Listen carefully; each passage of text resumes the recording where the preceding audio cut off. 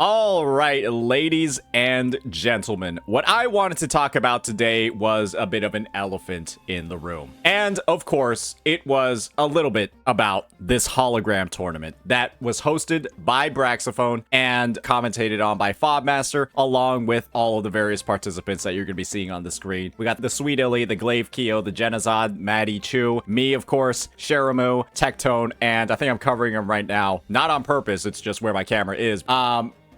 Mr. Pokey. So with that, I wanted to break down a little bit some of the issues that I personally had with the tournament, but also a lot of the things that I thought were great about it. As you all might be aware, I got second place in this tournament. I had some problems against Hikari, playing a character that I wasn't too familiar with, and the end result was that Sweet Illy took first place. All the respect to her. She did a fantastic job, great runs with Spectro Rover, and I was not able to clear. I was using Phoebe. And so the way that the situation developed was me not having the full exact knowledge of things like the pick and ban phase, how that was going to work, and then also, let me be entirely clear about this. A lot of the blame is also on me for not ensuring that I had a wider roster that I was more comfortable with. Blame was on me for panicking on the spot, getting a little bit stun locked by how the pick and ban phase was going, and not necessarily picking characters that I probably should have, and that I probably would have been a lot more comfortable with. And so my viewpoint on it was, I think there was a bit of a situation leading up to that era on my end, but there's still the lack of commitment on my practice or other members of the roster that were feeding into that as well. So with that out of the way, what I wanted to do was take a bit of a debrief on the tournament as a whole and get into, again, what I thought was done very, very, very well, where I thought the structure was fantastic, but also where I think some things could use a little bit of work and some suggestions moving forward that'll make a tournament like this, in case there's anybody in the space, myself included, that's looking to do something similar in the future. And so with that, let's go ahead, let's get right on into it, starting with the design of the brackets. I don't think there's anything wrong at all with what we're seeing here, and I thought it was actually a great setup where there's 3 rounds, there's 8 contestants, and you go from 8 to 4 to 2, and then you crown a winner. I think that that's a great way to go about it. Obviously, it's not as large as it could have been, doesn't have as many creators as it could have had, but it leads to the entire tournament not taking too long, especially when there's so many different time zones involved. And so I think the structure of it as a whole, heading on into it, great. No issues at all for me. However, I would say the very first issue,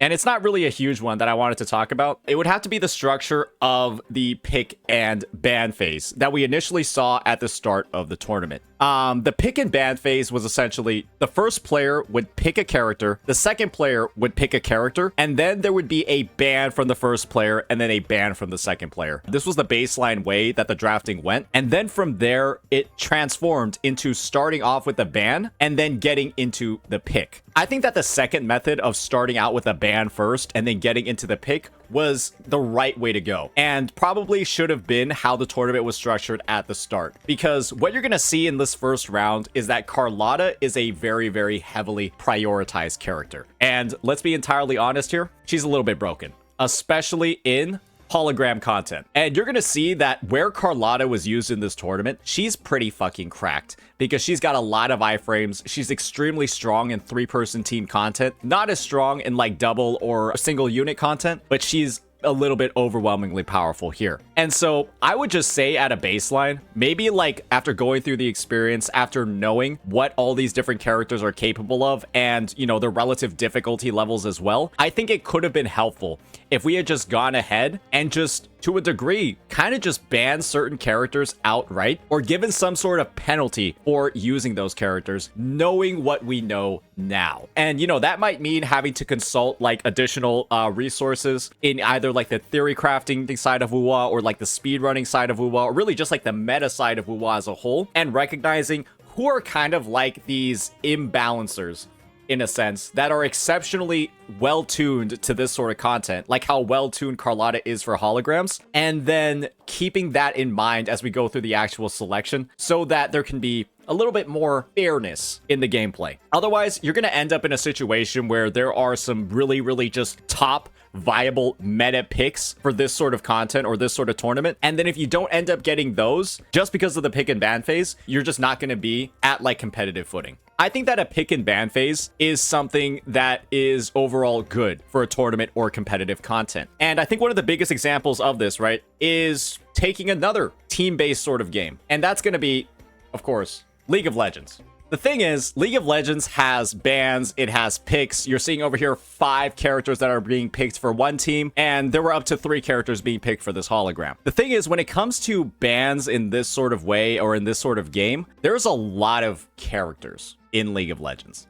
There's a lot of them that are viable in every single role. If one certain type of I know this is an old screenshot, but if one certain type of character is banned in one type of role that they serve, you know, be it like a top or a mid or an ADC, and then you've got the whole dynamic of like a DPS, a support, and a sub DPS and woo-wah, there's always really like a safe, good alternative that can be substituted in instead. And the thing is, in a game like Wuthering Waves that has so kind of like relatively few options, being a game that's so early on in its lifespan, I think that having like a ban phase that's sort of happening in the middle that can break up team synergies, make a certain character lose access to one of their best partners, there's not a lot of like good substitutes that can be put in at the whim of the player and make the drafting phase a little bit more dynamic. That's what bans are supposed to do, make the drafting more dynamic. And I think what resulted here was that bans could eventually lead to just not a lot of viable characters being left on the table, and then one player sort of has to like pick up the scraps in comparison to the other. You're seeing over here, right? This was a bit of a misplay by Glaive Keo on the player 2 drafting side. They went for Spectral Rover instead of Verena, and the end result, right, was that they ended up like picking a bunch of like weird characters that didn't really synergize, and they didn't do that well. Sweet Illy also got an amazing time of like 1 minute on the fallacy, and completely messed it up with her gameplay, right? A 103 clear over here. Great job to her. And I just think that having more knowledge of like who these broken characters are so that there is like a greater reason to be using, you know, other members of the roster and not have a pick or ban phase that's just entirely focused on one unit like it was with Carlotta, that would be a great way to balance the dynamics moving forward, make drafting more interesting. And then if characters are being banned right off of the bat, maybe not even having bans at all in the drafting process after knowing that. And so that's just one potential suggestion for that whole thing. The other would have to be the whole sort of like breakdown of sequence nodes. And one example that I'll use is me. Actually, this is me drafting in this situation. And I just immediately chose Carlotta because I knew I was going to be the first person picking, and I was just going to be able to use an S3 Carlotta as well. I think that in the future for these types of tournaments, there should just be a recognition of what types of sequence nodes are incredibly powerful for a certain character. Think something like Jinxie's S1 that gives her an 80% damage boost on a resonance skill. Things like, Carlotta's S2, which gives her a 120% damage multiplier on her liberation's final shot, or things like Camelia's S2, or even her S3. Her S3 giving her 58% attack, and her S2 giving her like another 100%, around 100% damage multiplier on Ephemeral. There are some sequence nodes for characters that are a lot stronger than other character sequence nodes, and kind of having a matchup where if it's like, oh, a person has S4 on their account, so you can all use up to S4 on any character, that can kind of lead to another sort of power imbalance that goes on across the drafting. And of course, I'm pretty sure even an S0 Carlotta would have absolutely cleaned the fallacy, but a lot of people did have her at S2 or S3, and that made the sort of disparity in the performance even higher. And I think that was a big critique that a lot of people had. The entire sort of situation did just look like a Carlotta showcase. So now, moving forward, I would say when it came to like the flow and the structure over here, nothing wrong with it at all. So one thing that the casters did was that they had a little bit of a debrief. They had like an intro with all the participants, had some chats with them. I thought that Fob and Braxophone did a great job, like, you know, teeing up the conversation, having some interesting topics to discuss, and then they would debrief after every match as well. You know, give the winner a chance to speak, and then also give the loser of the round, you know, another chance to, you know, talk about the experience too. So I think that was something that was particularly well done by them. I think it's something that should probably be in every single tournament like this, so you can see the personality of, you know, the winners, the losers, and everybody else involved in the conversation. I will say though, Fob should maybe instigate maybe a little bit less. Bro is kind of talking a little bit too much shit. A little bit too much shit about some of the gameplay that was going on. We actually do need somebody a bit more neutral. Maybe that means a guest appearance by Mr. Pokey in the future for something like this. So moving forward, I will say everything in regards to the rounds before the final, I thought that they went super smooth. I don't think it was like too much of a problem at all. They, like I mentioned before, they adjusted the pick ban phase so that it could be more of a ban first and then pick the characters afterwards. I will say in the third round, which was the final, right? The one where we were selecting for one character only. I feel like that was where I personally had a couple of issues with the design, because essentially in this pick and ban phase, how it happened was I banned first. I picked the first character that was going to be banned, and then Sweet Illy banned a character and then was able to select one. And so the viewpoint that I had on that structure is that banning first and then picking second doesn't necessarily mean anything except being a disadvantage if you're the first person banning. Because I'm going to use the League of Legends example. League of Legends is kind of like where the whole ban first and pick second mindset actually works. Because in the ban first, pick second, when it comes to League of Legends, you have 5 characters that you're able to choose on each side across your team. And when you pick first, you can only select 1 character. But when you pick second, you can select 2. And so that is the advantage of picking second in this sort of situation. You're able to select 2 characters that are able to naturally have more synergy and not be banned out. And that is an advantage. In this situation, though, when you're only picking 1 character, you don't have any advantage at all going second in this sort of phase, and you can only have disadvantages. And the thing is, the disadvantages are actually much more pronounced, because when you ban first, 1 character is off the table. When you're able to then, as the second person, pick and then ban, now that person only has 3 options that have been removed. And so that by itself, right? Think about it this way. When you ban and then pick, you're eliminating one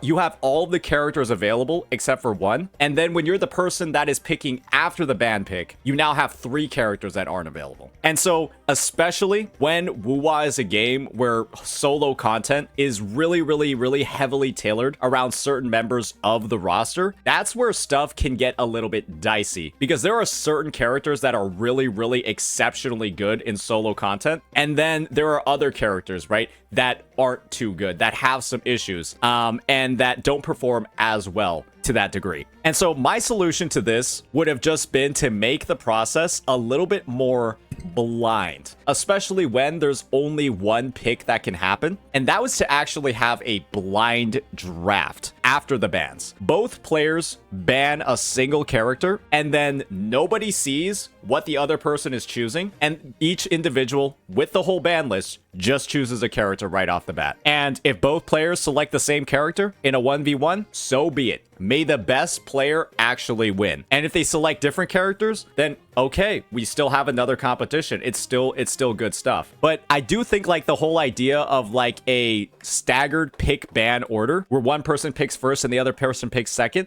that kind of only works when you're able to pick multiple things at the same time. It works in 3-person content, because now somebody is going to be able to select 2 characters. They don't have the advantage of first pick, but they're able to select 2 characters that they know are going to have synergy together and be able to craft a potentially stronger team because of that. But in single team content or in single unit content, that advantage, that dynamic, the reason for banning or picking first actually isn't there. And so that's what I think is sort of one of the reasons for why I was in that state of stun lock, that state of panic. And then I end up picking, right, a character like Phoebe that I definitely 1,000,000,000% should have picked. But I want to reiterate, picking Phoebe was my decision, entirely my fault, but I just want to put some recognition of the circumstances and the dynamics leading up to it. I'm not going to say that I would have beat Sweet Illy if I had picked a different character, if I would have had access to another character. I'm just saying I think I would have had a much better shot of beating her and winning those $2,000. But the thing is,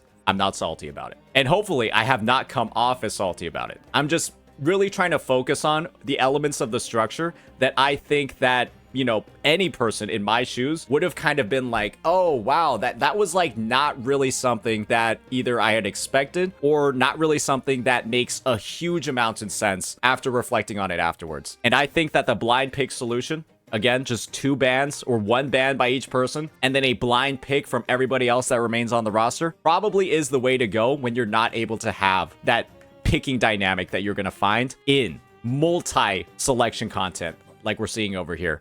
Because if you've played League, you know how it works. First pick can be really good or it can be really bad depending on how you draft. But in a situation like this, having first pick is just objectively 1,000,000% better, and there's no counterbalance on the other side. There's no PvP. It's not like I can counterpick either. In League of Legends, right? Getting counterpick or getting the second pick also means you can counterpick the enemy champions, right? What they're using. This isn't a PvP game. It's not like me picking a certain character is going to make the other person perform worse. And so in this situation, I'm just saying the pick order only has full advantages for one side and a complete disadvantage for the other. And there's nothing really built in at the moment that helps make up for the disadvantage of being second pick.